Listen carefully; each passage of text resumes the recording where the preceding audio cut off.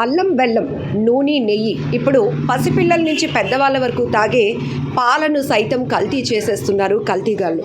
మీ అందరికీ తెలుసు, రాజమండ్రిలో వరలక్ష్మి డైరీ ఫామ్ నిర్వహిస్తున్న గణేష్ అనే వ్యక్తి కక్కుర్తి వల్ల పాలను సైతం కల్తీ చేసి 5 ప్రాణాలు పోవటానికి కారకుడయ్యాడు. ఆ తర్వాత ఇప్పుడు రాష్ట్ర వ్యాప్తంగా ఏకకాలంలో ర్యాండమ్గా ఫుడ్ సేఫ్టీ అధికారులు ఈ డైరీ ఫార్మ్స్ పైన అయితే తనిఖీలు కొనసాగిస్తున్నారు. డబ్బులు ఎక్కువే తీసుకుంటున్నారు, కానీ కల్తీ మాత్రం మానలేదు.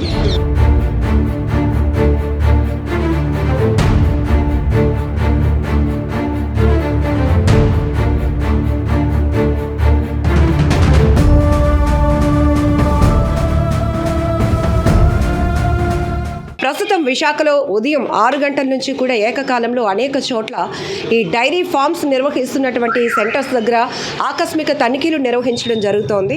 వీళ్ళు పాల క్వాలిటీ ఎలా మెయింటైన్ చేస్తున్నారు, ఫ్రీజింగ్ సిస్టమ్ ఎట్లా ఉంది, ఇవన్నీ కూడా క్షుణ్ణంగా పరిశీలిస్తున్నారు అధికారులు. మీ అందరికీ తెలుసు, ఈ గణేష్ అనే వ్యక్తి రాజమండ్రి కేంద్రంగా గత కొన్ని సంవత్సరాలుగా పాల సేకరణ చేస్తున్నాడు.